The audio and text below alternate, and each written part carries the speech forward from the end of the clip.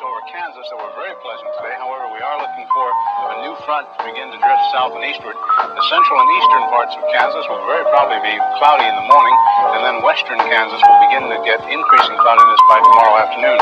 Today, however, very, very pleasant reading. 73 up in the Goodland area, 72 at Garden City, 70 reported by Dodge City and Liberal, 72 over by the good folks of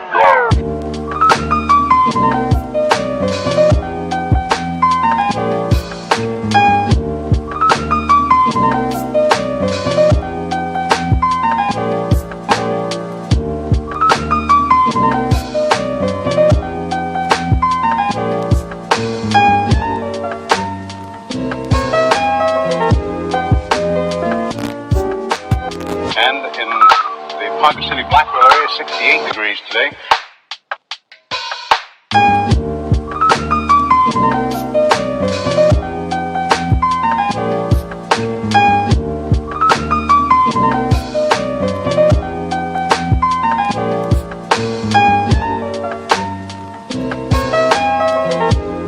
Winds southerly at about 15 with gusts of 25 miles an hour.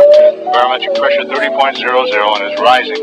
And no precipitation. We're about a half inch behind, half inch ahead for the year, and 1 5300ths behind for the year so far. We'll be looking for a little bit of a change tomorrow, and of course the possibility of some scattered showers. Today, of course, there's nothing showing up on the radar. However, the satellite photo was pretty interesting for the western half of the U.S.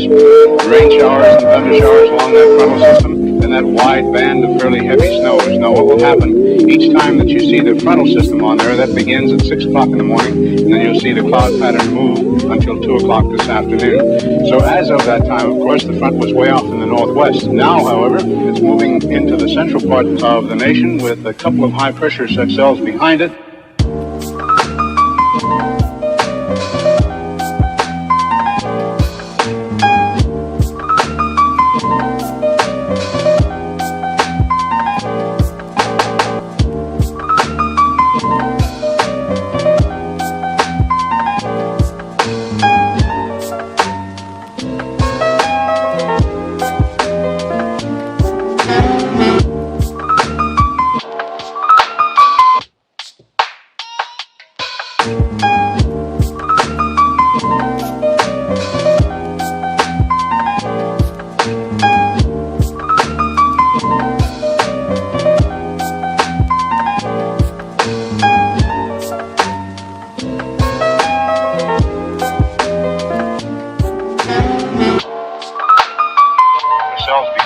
And a few pockets of low pressure and a fairly heavy band of rain showers and snow all the way from the eastern portions of Montana down to western sections of Nevada. And of course the massive high picking up warm moist air from the south, bringing it northward.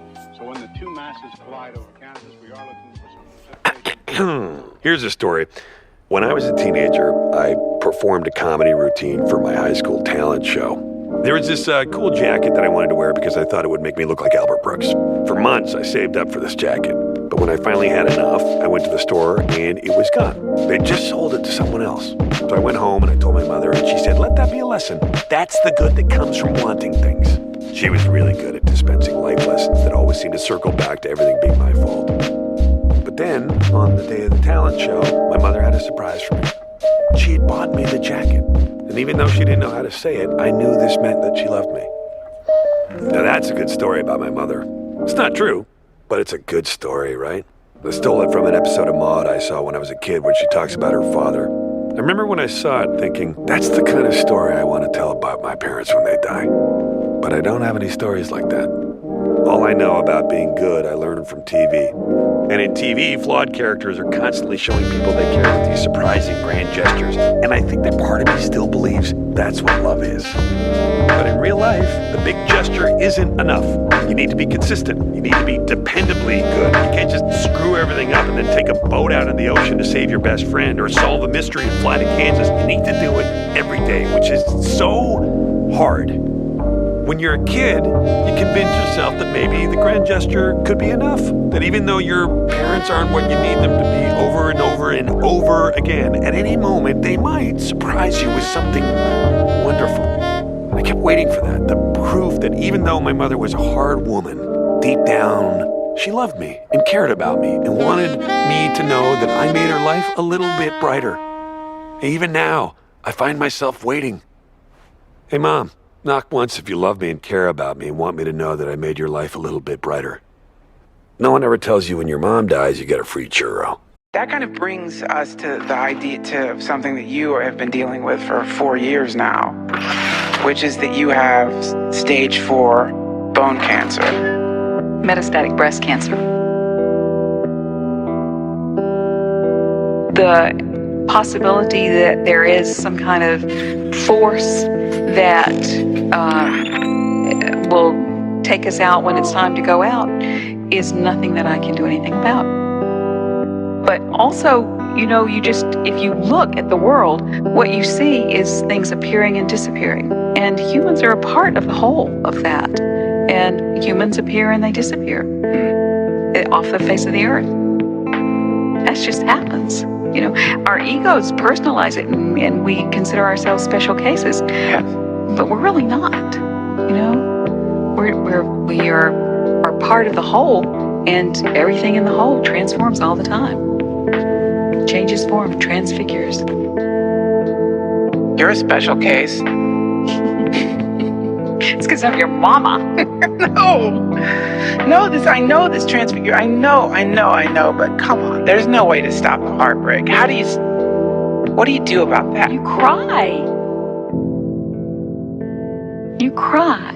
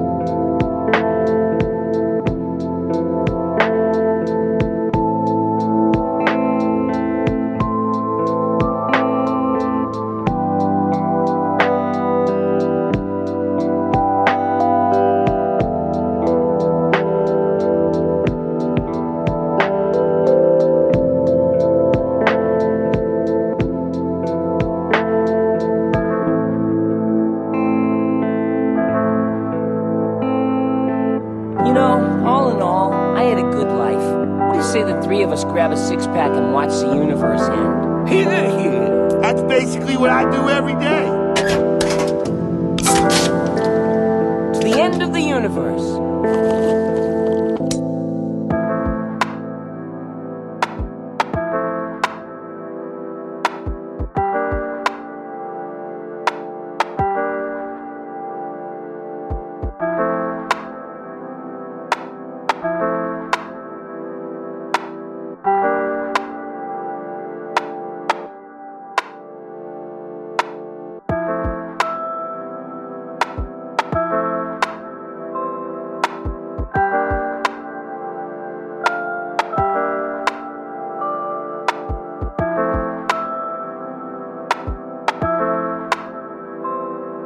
Did anyone else see that? Unbelievable.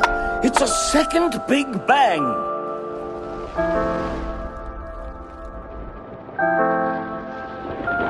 My God. Is it possible? It must be possible. It's happening.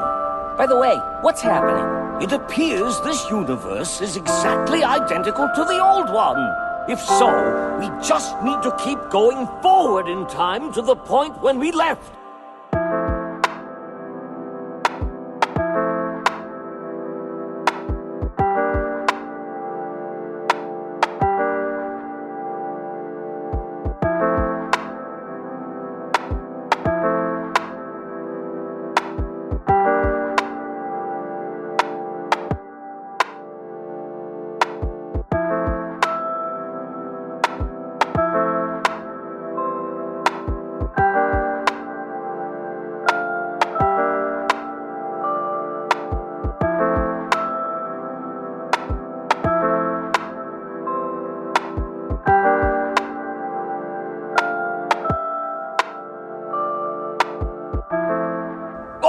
This new universe is about 10 feet lower than our old one. Pow! We took care of the time travel paradox. All right! Yabba dabba doo! Uh-oh, I'm late for dinner with Leela.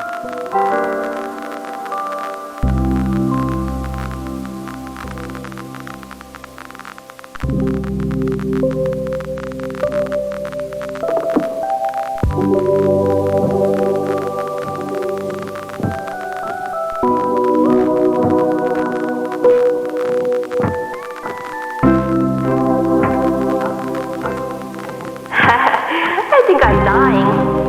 That's okay. Nemo always bounces back.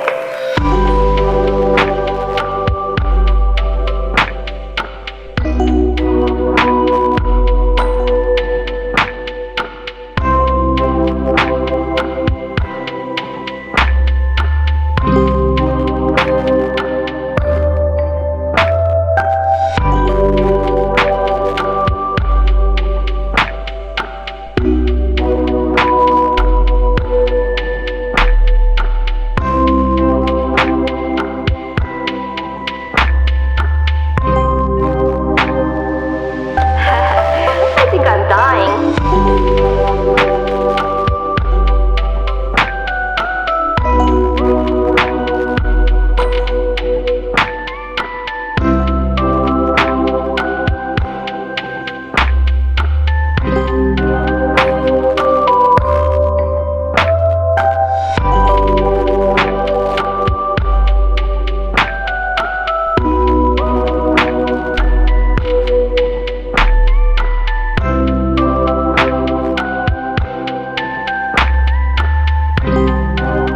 Nemo always bounces back.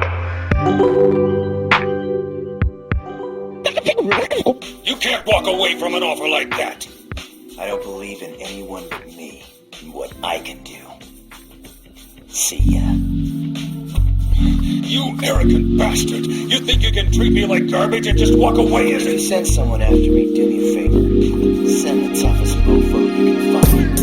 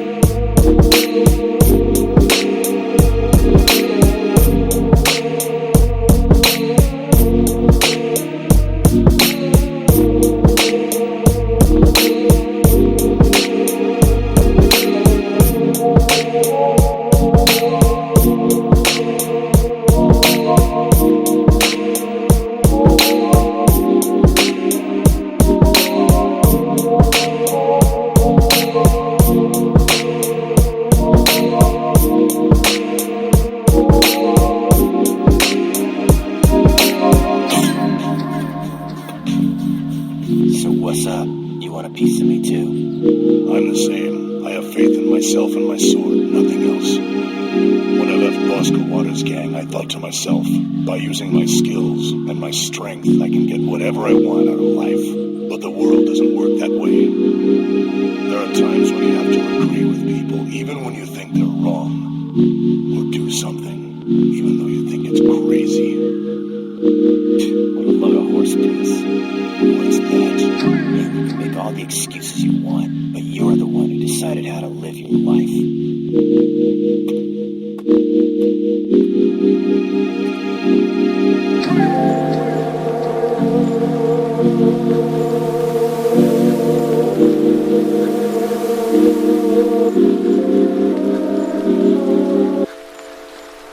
The moment I just accepted where I was instead of wishing on somewhere else,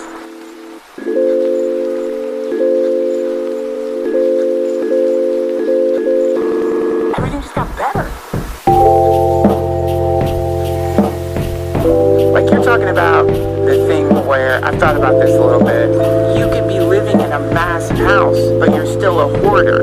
Even though the space is empty, your mind is still filled up with all of the stuff that's making you miserable all the time. Basically, we're talking about psychological space.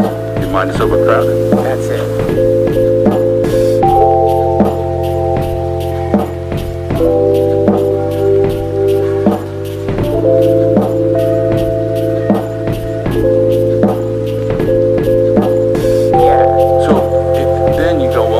I just emptied my mind. Right. Just empty your mind. Well, go ahead and try. Can it even be done? Yes, you could learn how to do that, but it isn't the goal. And a lot of people teach meditation as if the goal is to treat your mind like a unruly teenager and make it shut up. Right. It's aggressive. Very aggressive.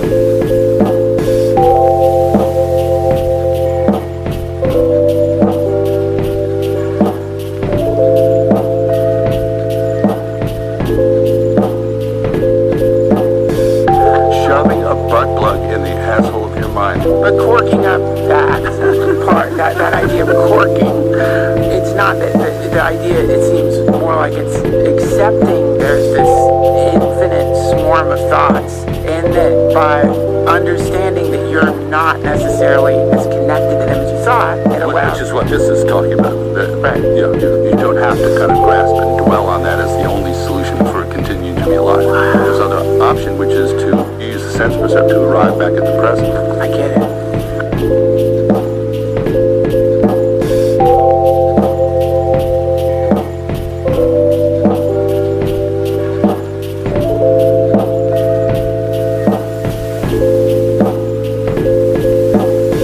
I'm enlightened now. I thank you, my enlightened brother. Now I will return to my world and transform it forever. So I just have one question for you. Sure. On the way out the door. How can you tell that you're feeling that you are enlightened and that you're going to go save all the other beings?